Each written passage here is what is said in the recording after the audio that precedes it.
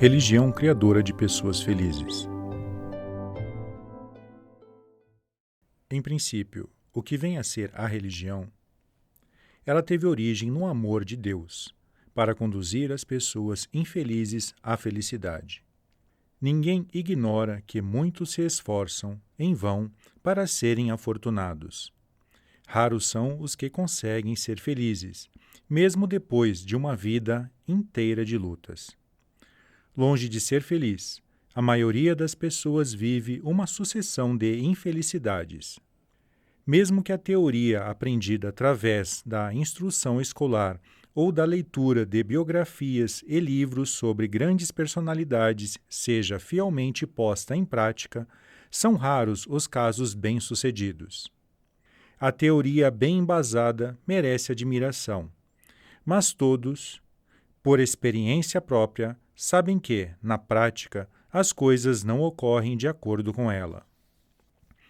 Por exemplo, quem segue fielmente o caminho da honestidade é visto como ingênuo ou tolo. Entretanto, se muda a forma de agir e faz coisas suspeitas, cai no descrédito ou até mesmo nas malhas da lei. Por fim, o indivíduo não sabe como proceder. Por esse motivo é que os espertos definem que o melhor é viver desonestamente, simulando atitudes honestas. Essa filosofia de vida se disseminou e, dentre seus adeptos, os melhores se tornam os bem-sucedidos, razão por que as pessoas tendem a seguir tais exemplos e os males sociais não diminuem. Pelo mundo ser assim, é que se diz que os honestos saem perdendo. Portanto, quanto mais correto for o indivíduo, mais ele se arrisca a cair no conceito de ultrapassado e ser taxado de inflexível. Com frequência, observa-se que aqueles que pregam a justiça e a retidão são rejeitados e fracassam na sociedade. É enorme o meu esforço para empunhar a bandeira do senso de justiça e de retidão diante de semelhante mundo. As pessoas em geral veem essa atitude como tolice e devem me achar um indivíduo excêntrico, covarde e sem ambições, como qualquer outro religioso. Por tudo isso, no passado, fui alvo de ações judiciais e também jornais e revistas escreveram sobre mim de forma sensacionalista.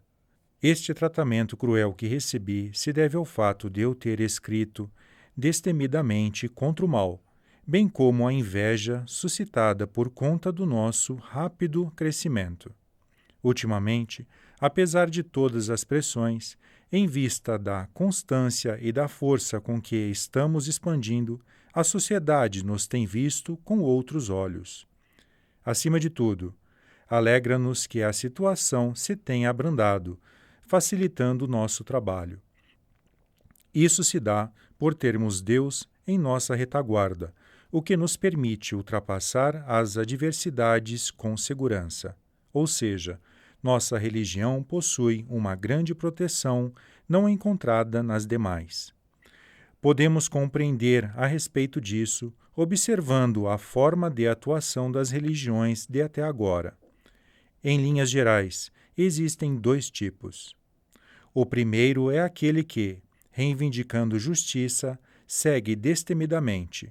A religião Rokekyo de Nichiren é o melhor exemplo disso, e por essa razão sofreu perseguições atrozes. Em consequência dessas adversidades, enquanto o fundador esteve à frente, não houve uma expansão expressiva. Só após algumas centenas de anos é que ela alcançou seu atual prestígio. O segundo, em contrapartida, temendo perseguições, busca caminhos seguros. Então, mesmo que a religião consiga crescer, necessitará de um longo tempo. Caso contrário, será extinta. É nesse ponto que se encontra a dificuldade. Felizmente, com o advento da democracia, a liberdade religiosa foi estabelecida. Por esse motivo, diferentemente da situação anterior ao término da Segunda Guerra Mundial, agora, vivemos uma época abençoada e conseguimos livrar-nos de uma fatal perseguição religiosa. Assim sendo, Tendo a retidão e a justiça como princípios norteadores, estou, passo a passo, eliminando o mal e avançando em direção ao bem. A seguir, tratarei da questão da felicidade do ser humano. Obviamente, é o bem que possibilita a criação da felicidade, sendo desnecessário dizer que, para fazer o bem prevalecer, deve-se ter força suficiente para vencer o mal. Entretanto, até agora, as religiões careciam dessa força. Por conseguinte, não proporcionavam a felicidade verdadeira. Foi a teoria da iluminação do budismo que correspondeu aos anseios do povo, que já tinha desistido da matéria e desejava, ao menos, alcançar a paz espiritual. No cristianismo, por outro lado, pregou-se a resignação por meio da expiação, a exemplo de Jesus Cristo. E a conhecida frase: a qualquer que te ferir na face direita, volta-lhe também a outra. Refere-se ainda ao princípio de não resistência, isto é, ao espírito de derrotismo diante do mal. Como as religiões tradicionais não conseguem vencer o mal em termos materiais, criou-se a teoria da negação das graças recebidas nesta vida. Não é de estranhar o surgimento da classificação de superior para a religião que visa a salvação do espírito e de inferior para aquela que proporciona também as graças recebidas nesta vida.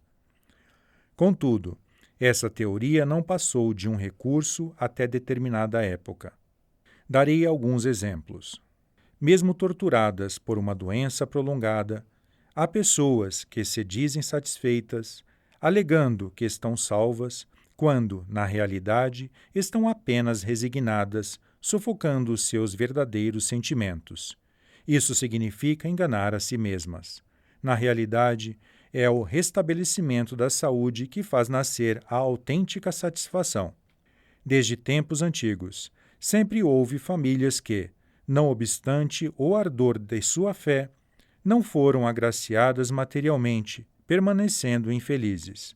Dessa forma, acabaram por se iludir, julgando que a essência da religião só objetiva a salvação espiritual. Entretanto, a Igreja Messiânica salva tanto o espírito quanto a matéria. Podemos afirmar que ela vai além disso. Em poucos anos de atuação, nossa religião já está construindo solos sagrados, museu de arte e outras obras em diversas localidades, e tudo isso depende inteiramente dos donativos dos fiéis.